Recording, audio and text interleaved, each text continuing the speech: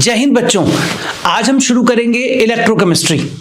Electrochemistry को जब हम देखते हैं तो इलेक्ट्रोकेमिस्ट्री के अंदर यहां पर तीन पार्ट हैं, कंडक्टेंस है, इलेक्ट्रोकेमिकल सेल है और इलेक्ट्रोलिटिक सेल है। हर एक आदमी अपने अपने हिसाब से इस चैप्टर को पढ़ता है, पर जो सबसे अच्छा तरीका है जिसमें आसानी से समझ में आ सकता है वो है कि पहले कंडक्टेंस पढ़ लिया जाए। कंडक्टर्स, जब कंडक्टेंस पे आते हैं तो पहले कंडक्टर्स पढ़ते हैं। दो प्रकार के कंडक्टर होता है, मेटेलिक कंडक्टर और electrolytic conductor. Metallic conductors metallic wires होती हैं जो कि आप फिजिक्स में इस्तेमाल करते हैं। उनके अंदर करंट कैरियर्स यानी कि करंट को बाहर लेकर जाने वाले, बहाने वाले, करंट को फ्लो कराने वाले फ्री इलेक्ट्रॉन्स होते हैं। जबकि इलेक्ट्रोलिटिक कंडक्टर्स में आयंस होते हैं। पानी में आप थोड़ा सा नमक घोल दीजिए, बिजली की तारें डालिए, करंट पास होना शुरू हो जाएगा। उसको बोलते हैं इलेक्ट्रोलिटिक कंडक्टर्स, जहां पर आयन जिम्मेदार होते हैं। ये ओम्स लॉ फॉलो करता है यानी कि V बराबर IR, जबकि ये ओम्स के साथ साथ फेराडे लॉ भी फॉलो करता है। फेराडे लॉ सबसे लास्ट में इस चैप्टर में हम देखेंगे। यहां पर फिजिकल और केमिकल स्टेट में कोई चेंज नहीं आता, लेकिन जब यहां पर इलेक्ट्रोलिटिक कंडक्टर्स होते हैं, जब इनमें करंट पास होती है तो यहां पर रिडॉक्स होता है। ऑक्सीडेशन रिडक्शन होने की वजह से वहां पर आयंस चेंज हो जाते हैं, सोल्यूशन का नेचर बदल जाता है। आगे चलेंगे हम यहाँ पर। तो कंडक्टर्स की जब हम बात करते हैं, कंडक्टेंस की बात करते हैं, तो कंडक्टेंस होती है रेजिस्टेंस की उल्टी। तो C इक्वल टू 1/R होता है। चूंकि रेजिस्टेंस की यूनिट ओम होती है इसलिए कंडक्टेंस की यूनिट ओम इनवर्स हो जाएगी, और इसी ओम इनवर्स को सीमेंस भी बोलते हैं, जिसको कि हम कैपिटल S से रिप्रेजेंट करते हैं। ओम इनवर्स को महो भी लिखते हैं, OHM का उल्टा कर दिया महो। रेजिस्टेंस होती है रो L/A। रो उस वायर की स्पेसिफिक रेजिस्टेंस है। वायर की लेंथ अगर L है, क्रॉस सेक्शन एरिया A है, तो रेजिस्टेंस बराबर रो L/A। इसको बोलते हैं अपन स्पेसिफिक रेजिस्टेंस। अगर आप इसकी यूनिट देखेंगे तो R को A से मल्टीप्लाई करके और डिवाइडेड बाय L करना पड़ेगा। यूनिट निकालेंगे तो ओम सेंटीमीटर या ओम मीटर आएगी। इसको रिवर्स कर लीजिए, 1/R हो जाएगा, इसको 1/रो हो जाएगा, 1/L/A हो जाता है। 1/R को हम कंडक्टेंस बोलते हैं, रेजिस्टेंस का उल्टा कंडक्टेंस। तो स्पेसिफिक रेजिस्टेंस का उल्टा हो जाएगा स्पेसिफिक कंडक्टेंस।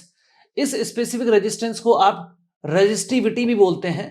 तो इस रेजिस्टिविटी का, इसका जो विटी है वो यहां जोड़ दिया तो उसको कंडक्टिविटी भी बोलते हैं। इसको कंडक्टिविटी भी यहां पर शब्द इसके लिए इस्तेमाल करते हैं। L/A को सेल कांस्टेंट बोलते हैं, जिसको कि अपन G* से भी दिखाते हैं।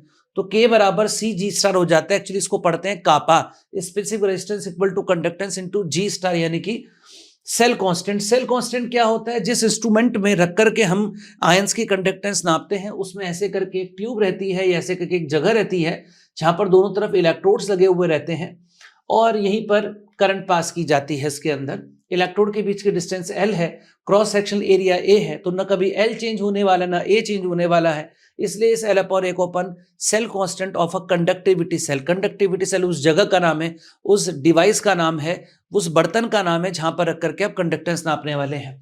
अब L बराबर 1 सेंटीमीटर, A बराबर 1 सेंटीमीटर स्क्वायर, यहाँ पर 1 और 1 रख देते हैं तो कापा C के बराबर आ जाता है। तो बोलते हैं specific conductance is the conductance of solution which is filled in such a conductivity cell where difference between the distance between the electrode is 1 centimeter, cross section area is 1 centimeter square। ये भी 1 होगा और ये भी 1 होगा, तो उसके अंदर भरा हुआ जो सोल्यूशन होगा उसका वॉल्यूम 1 मिलीलीटर हो जाता है। इसलिए हम लोग 1 मिलीलीटर में जो आयन मौजूद है उनकी कंडक्टेंस को स्पेसिफिक कंडक्टेंस बोल देते हैं। लिख रखा है specific conductance is the conductance of all the ions present in 1 millilitre of solution. Kappa की unit ohm inverse, centimetre inverse या सेंटीमीटर मीटर इनवर्स यहाँ पर इसकी यूनिट होती है। इसको नापते कैसे थे? मेजरमेंट करने का जो तरीका था उसके लिए हम यहाँ पर एक व्हीट स्टोन ब्रिज बनाते हैं। इधर एक अपना सोल्यूशन जिसकी हमें रेजिस्टेंस नापनी होती है उसको रखते हैं, यहाँ पर एक नॉन रेजिस्टेंस रखते हैं, बीच में गैल्वेनोमीटर लगाते हैं, तार लेते हैं और यहाँ से छुआते हुए आते हैं और उस जगह को ढूंढते हैं जहाँ पर गैल्वेनोमीटर के अंदर डिफ्लेक्शन दिखना बंद हो जाए, यानी कि नल पॉइंट ढूंढते हैं। फिर व्हीट स्टोन ब्रिज के अकॉर्डिंग इसकी रेजिस्टेंस डिवाइडेड बाय इसकी रेजिस्टेंस इक्वल्स टू इस वायर की रेजिस्टेंस अपॉन इस वायर की रेजिस्टेंस। यहां से लेकर यहां तक चूंकि वायर सेम है तो स्पेसिफिक रेजिस्टेंस सेम होगी, क्रॉस सेक्शन एरिया भी सेम होगा, तो हम यहां पर इसकी जगह पर R सोल्यूशन अपॉन R और इस रेजिस्टेंस की जगह पर हम लोग यहां पर रो L1/A, इधर रो L2/A रखते थे। सब कट जाता था तो L1/L2 के बराबर आ जाता था। यहां से रेजिस्टेंस ऑफ सोल्यूशन निकलता था, इस रेजिस्टेंस को उल्टा कर देंगे यहां पर तो कंडक्टेंस निकल आती थी। यहाँ पर एक सबसे इंपॉर्टेंट चीज जो होती थी कि कंडक्टेंस नापने के लिए AC का प्रयोग करें कि DC का, ऑल्टरनेटिंग करंट का प्रयोग करें या डायरेक्ट करंट का? तो डायरेक्ट करंट का प्रयोग मना करते हैं, क्योंकि इससे एक प्लेट पर पॉजिटिव चार्ज और दूसरी प्लेट पर नेगेटिव चार्ज आ जाता है। इस वजह से इलेक्ट्रोलाइसिस होने की वहां पर संभावना रहती है, और वहां पर इलेक्ट्रोलाइसिस होने से नंबर ऑफ आयन सोल्यूशन के अंदर चेंज हो जाते हैं। नंबर ऑफ आयन सोल्यूशन में चेंज होने से कंडक्टेंस की वैल्यू गलत मालूम होती है, गलत मेजर होती है। इसी वजह से यहां पर डीसी का प्रयोग किया जाता है। यहां पर आते हैं आगे molar and equivalent conductance. 1 mole substance को सोल्यूशन में घोल लीजिए, पानी में घोल दीजिए और उसकी आप कंडक्टेंस नाप लीजिए, उसकी आप स्पेसिफिक कंडक्टेंस नाप लीजिए, तो उसे आप बोलेंगे मोलर कंडक्टेंस। और अगर आप एक इक्विवेलेंट सब्सटेंस को डिसॉल्व कर लेंगे और स्पेसिफिक कंडक्टेंस नापेंगे तो कहलाएगी इक्विवेलेंट कंडक्टेंस। यहां पर फॉर्मूले को खोल करके कापा इंटू 1000/m आता था, कापा इंटू 1000/n आता था। यूनिट की अगर हम बात करें तो ohm inverse centimetre square mole inverse, ये मोलर कंडक्टेंस की यूनिट आती थी। Ohm inverse centimetre square equivalent inverse, ये इक्विवेलेंट कंडक्टेंस की यूनिट आती थी। Molar conductance equal to equivalent conductance into n factor होता था। इन दोनों को डिवाइड करने से ये रिलेशन अपने को मिलता था। आगे चलेंगे, यहां पर कोलराश लॉ की बात करेंगे। कोलराश लॉ ये बोलता है कि जब आप इन्फाइनेटली डाइल्यूट करते हैं, कोलराश लॉ में आने से पहले मुझे आप लोगों को इफेक्ट ऑफ डाइल्यूशन यहां पर थोड़ा सा बताना पड़ेगा। कोलराश लॉ थोड़ा जल्दी हो जाएगा। तो इफेक्ट ऑफ डाइल्यूशन क्या होता था, एक बार उसको पूरे को देख लेते हैं। Effect of dilution on kappa, del M और डेल ई। तो जो कापा होता था स्पेसिफिक कंडक्टेंस, वो डाइल्यूशन पर हमेशा घटता था। कापा डाइल्यूशन पर हमेशा इसलिए घटता था क्योंकि कापा होता था, स्पेसिफिक कंडक्टेंस होता था conductance of all the ions present in 1 ml solution, और जब आप डाइल्यूशन करते थे तो नंबर ऑफ आयन पर ml कम होते थे। आइए देख लेते हैं। आपके पास मान लिया जाए यहाँ पर 100 सोडियम आयन है और वॉल्यूम आपके पास 10 मिलीलीटर है। अगर आप इसमें 10 ml पानी और डाल देंगे, आप 10 ml वाटर ऐड कर देंगे, तो यहाँ पर जो टोटल आयंस हैं, टोटल आयन तो अभी भी 100 ही रहेंगे, लेकिन टोटल वॉल्यूम हो जाएगा यहाँ पर 20 मिलीलीटर। तो अगर आप देखेंगे तो यहाँ पर 10 आयन पर ml है, और अगर आप यहाँ पर देखेंगे 10 आयन पर ml है, अगर यहाँ पर देखेंगे तो 5 आयन पर ml हो जाएंगे। तो नंबर ऑफ आयन पर ml यहाँ पर डिक्रीज होने लगेंगे डाइल्यूशन करने पर। इसी वजह से कापा यानी कि स्पेसिफिक कंडक्टेंस डाइल्यूशन पर कम होती है, लेकिन मोलर और इक्विवेलेंट कंडक्टेंस डाइल्यूशन पर बढ़ती हैं। तो मोलर और इक्विवेलेंट कंडक्टेंस डाइल्यूशन पर क्यों बढ़ती हैं, उसकी दो थ्योरीज यहाँ पर हैं। वीक इलेक्ट्रोलाइट की अलग और स्ट्रॉन्ग इलेक्ट्रोलाइट की अलग है। वीक इलेक्ट्रोलाइट के केस में अगर मैं आपको एसिटिक एसिड का यहाँ पर एग्जांपल दिखाऊं, तो वीक इलेक्ट्रोलाइट के केस में ओस्टवाल्ड डाइल्यूशन लॉ को अपन यूज करते हैं, और ओस्टवाल्ड डाइल्यूशन लॉ के अकॉर्डिंग जब हम इसको सॉल्व करते हैं तो उधर सी, इधर 1 माइनस अल्फा नॉट सी, इधर 1 0 0, इधर 1 minus alpha alpha alpha, 1 minus alpha upon V, alpha upon V, alpha upon V, ऐसे करके हम लोग करते हैं। अल्फा होता है डिग्री ऑफ आयनाइजेशन। जब आप इसका Ka लिखते हैं, डिसोसिएशन कांस्टेंट लिखते हैं, तो वो आ जाता है यहाँ पर alpha by V, alpha by V, 1 minus alpha upon V. Cut कुटा करके हो जाता है alpha square upon V, 1 minus alpha. और चूंकि एसिडिक एसिड एक वीक इलेक्ट्रोलाइट है, तो वीक इलेक्ट्रोलाइट के केस में अल्फा की वैल्यू लेस देन 1 हो जाती थी, तो Ka इक्वल टू हो जाता था अल्फा स्क्वायर अपॉन वी, और अल्फा इक्वल टू हो जाता था अंडर द रूट Kav, यानी कि जो डिग्री ऑफ डिसोसिएशन है वो अंडर द रूट V के प्रोपोर्शनल होता है। मतलब जब आप पानी बढ़ाते हैं तो पानी बढ़ाने से वहां पर डिसोसिएशन बढ़ता है। पानी बढ़ाएंगे तो पानी बढ़ाने से अल्फा बढ़ेगा, अल्फा बढ़ने से आयंस बढ़ते हैं, आयंस बढ़ने से मोलर और इक्विवेलेंट कंडक्टेंस की वैल्यू भी बढ़ती है, और वो वहां पर एक्सपोनेंशियल ग्रोथ देखने के लिए मिलती है। यानी कि जब आप इसको देखते हैं तो आपको एक्सपोनेंशियल ग्रोथ इस प्रकार से देखने के लिए मिलती है। अगर मैं इस दिशा में आपको दिखाऊं कि डाइल्यूशन बढ़ रहा है, अगर मैं डाइल्यूशन यहाँ पर बढ़ाता चला जाऊं और इस दिशा में आपको मोलर कंडक्टेंस दिखाऊंगा, तो जैसे जैसे मैं डाइल्यूशन बढ़ाता चला जाऊंगा, वहां पर आपको जो डाइल्यूशन बढ़ाने पर मोलर कंडक्टेंस बढ़ती हुई दिखाई देगी। तो इस दिशा में उल्टा बना दिया है, ये इधर इस दिशा में C बढ़ रहा है और इस दिशा में वॉल्यूम बढ़ रहा है। तो आप देखें पहले डाइल्यूशन इतना कम था, मोलर कंडक्टेंस की वैल्यू ये थी, आपने डाइल्यूशन बढ़ाया, मोलर कंडक्टेंस की वैल्यू और बढ़ गई, डाइल्यूशन बढ़ाया, मोलर कंडक्टेंस की वैल्यू और बढ़ गई। वॉल्यूम बढ़ाने से डिसोसिएशन बढ़ता था, डिसोसिएशन बढ़ने से नंबर ऑफ आयंस बढ़ते थे, नंबर ऑफ आयंस बढ़ने से मोलर और इक्विवेलेंट कंडक्टेंस बढ़ती थी। जब आप इनफाइनाइटली डाइल्यूट कर देते थे तो ऑलमोस्ट 100% डिसोसिएशन हो जाता था, और उस वक्त वहां पर कंडक्टेंस की जो वैल्यू आती थी वो भी मैक्सिमम आती थी। उसको लिमिटिंग मोलर कंडक्टेंस या molar conductance at infinite dilution या molar conductance at zero concentration भी बोलते थे। उसको कुछ इस प्रकार से दिखाते थे, डेल एम इक्वल टू होता del M upon del M zero. ये जो डेल एम जीरो होता था molar conductance at zero concentration या molar conductance at infinite dilution, ऐसे भी आप उसे लिख सकते हैं। ये रेशो आता है आपके पास अल्फा के बराबर। जिसको कि आप न्यूमेरिकल्स वगैरह सॉल्व करने में यूज करते हैं। एग्जैक्टली ऐसा ही रिलेशन आप इक्विवेलेंट कंडक्टेंस के लिए भी बना सकते हैं। यहां पर ये हुआ वीक इलेक्ट्रोलाइट का केस। स्ट्रॉन्ग इलेक्ट्रोलाइट के केस में यहां पर क्या हुआ है उसको आप देख लीजिए। स्ट्रॉन्ग इलेक्ट्रोलाइट के केस के अंदर यहां पर आपका जो आयन है वो ऑलरेडी, जो इलेक्ट्रोलाइट है वो ऑलरेडी 100% डिसोशिएटेड रहता है। इलेक्ट्रोलाइट पूरा का पूरा डिसोशिएटेड होने की वजह से आयन पहले से ही ज़्यादा होते हैं, तो वहाँ पर आयंस की भीड़ बहुत रहती है। आयंस की भीड़ बहुत रहने की वजह से वो ठीक से चल नहीं पाते हैं, इसको रिलैक्सेशन इफेक्ट बोलते हैं। और वहाँ पर विस्कोसिटी भी मीडियम की बहुत ज़्यादा होती है, इस वजह से भी आयन नहीं चल पाते हैं, इसको ड्रैगिंग इफेक्ट बोलते हैं। डाइल्यूशन करने पर रिलैक्सेशन इफेक्ट या ड्रैगिंग इफेक्ट। ड्रैगिंग इफेक्ट का एक नाम और था, उसका नाम था इलेक्ट्रोफोरेटिक इफेक्ट। दोनों इफेक्ट नलीफाई होते हैं, आयंस की वेलोसिटी बढ़ती है और इस वजह से मोलर कंडक्टेंस यहाँ पर भी बढ़ती है। लेकिन फर्क क्या है कि स्ट्रॉन्ग इलेक्ट्रोलाइट के अंदर डेल एम वर्सेस √C का जो ग्राफ आता है वो ऐसा आता है, ये स्ट्रॉन्ग इलेक्ट्रोलाइट का ग्राफ है। और जब आप वीक इलेक्ट्रोलाइट की बात करते हैं तो वीक इलेक्ट्रोलाइट के केस में डेल एम वर्सेस √C का जो ग्राफ आता है वो ऐसे आपको यहाँ पर एक्सपोनेंशियल ग्रोथ होता हुआ दिखाई देता है। यहाँ पर अगर अब बात करें कोलराश लॉ की, तो जो कोलराश लॉ है उसका कहना ये है कि जब इन्फाइनाइटली डाइल्यूशन होगा तो उस वक्त वीक इलेक्ट्रोलाइट तो फुल्ली डिसोशिएटेड होगा और वो मैक्सिमम इम्पार्ट कर रहा होगा मोलर और इक्विवेलेंट कंडक्टेंस में। इसी तरीके से स्ट्रॉन्ग इलेक्ट्रोलाइट के केस में भी वो फुल्ली डिसोशिएटेड होगा, वहाँ पर आयंस की जो वेलोसिटी है वो नॉर्मल हो रखी होगी, क्योंकि उस वक्त वहाँ पर रिलैक्सेशन और इलेक्ट्रोफोरेटिक इफेक्ट्स काम नहीं कर रहे होंगे, तो उस वक्त जो कंडक्टेंस की वैल्यू आएगी मैक्सिमम आएगी। और कोलराश का कहना यही है कि इनफाइनाइट डाइल्यूशन पर जब डिसोसिएशन कंप्लीट होता है, each ion contribute toward molar conductance irrespective of the other ion present, यानी कि बेबाक घूमता है, मजे से घूमता है, बिना किसी समस्या के घूमता है। अब ए भी है, आयनाइज होकर के ए आयन और बी आयन बना रहा है, तो जो मोलर कंडक्टेंस निकालेंगे आप, वो आप आयंस की कंडक्टेंस जोड़ करके निकाल सकते हैं। लैम्डा ऑफ ये ionic conductance of A ion और ionic conductance of B ion है। फॉर एग्जाम्पल अगर मेरे पास BaCl2 है, तो जब BaCl2 का डिसोसिएशन होगा तो 1 बेरियम और 2 मोल Cl मिलेंगे, इसलिए जब आप डेल एम इन्फिनिटी निकालेंगे तो आप बेरियम आयन की molar conductance plus 2 moles of Cl ion की कंडक्टेंस जोड़ करके आप यहाँ पर इसको निकालेंगे। अल्फा निकालने का फॉर्मूला हमने भी देख ही लिया है। स्पेरिंगली सॉल्युबल सॉल्ट्स जो प्रेसिपिटेट होते हैं जैसे AgCl, AgBr, BSO4, इस तरह के प्रेसिपिटेट्स के केस में मोलर कंडक्टेंस और मोलर कंडक्टेंस इनफाइनाइट डाइल्यूशन दोनों बराबर रहते हैं और यहाँ पर फॉर्मूले का इस्तेमाल होता है इस प्रकार से।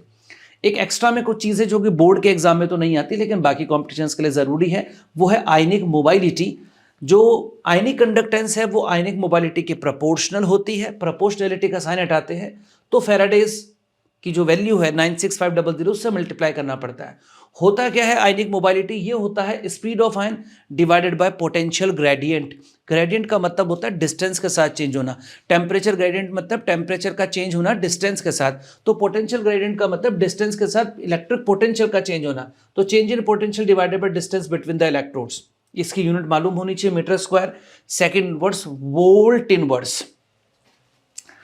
अब यहाँ पर कंडक्टोमेट्रिक टाइट्रेशन पर भी आ जाते हैं। जो लोग इसको CBSE बोर्ड के एग्जाम्स के लिए देख रहे हैं उनसे ये मैं कहना चाहूँगा कि वो इस कंडक्टोमेट्रिक टाइट्रेशन को स्किप कर सकते हैं, लेकिन फिलहाल हम यहाँ पर दिखाएंगे। होता क्या है कि कैटायंस में अगर आप देखें तो H+ आयन मोनोवैलेंट यानी कि एक चार्ज रखने वाले, सिंगल चार्ज रखने वाले कैटायंस में सबसे ज़्यादा कंडक्टेंस आपको H आयन की मिलती है। तो कंडक्टोमेट्रिक टाइट्रेशन में जैसे strong acid versus strong base की जब हम टाइट्रेशन कराते हैं तो हमने अगर मान लिया जाए यहाँ पर नीचे ले रखा है इधर HCl, इधर हमने HCl ले रखा है, तो यहाँ पर H आयन और Cl आयन है और ऊपर से हम लोग ब्यूरेट की हेल्प से यहाँ पर इस पर NaOH यहाँ पर टपका रहे हैं, ड्रॉप बाय ड्रॉप ऐड कर रहे हैं। तो होता क्या है, रिएक्शन HCl प्लस NaOH से बन रहा होगा। ये Cl पहले भी था, Cl बाद में भी है, लेकिन पहले H आयन थे और अब Na आयन है। और H आयन और Na आयन में H आयन की कंडक्टेंस ज़्यादा होती है Na+ आयन से। H आयन की ग्रोथस ड्रॉपर कंडक्टेंस वहाँ पर होती है, वो कूद कूद के चलता है एक्चुअली में। तो H आयन की कंडक्टेंस बाकी जितने मोनोवैलेंट कैटायंस हैं उनसे ज़्यादा आती है। तो इसलिए चूंकि H आयन Na से रिप्लेस हो रहा है तो मोलर कंडक्टेंस की वैल्यू कम हो रही होती है।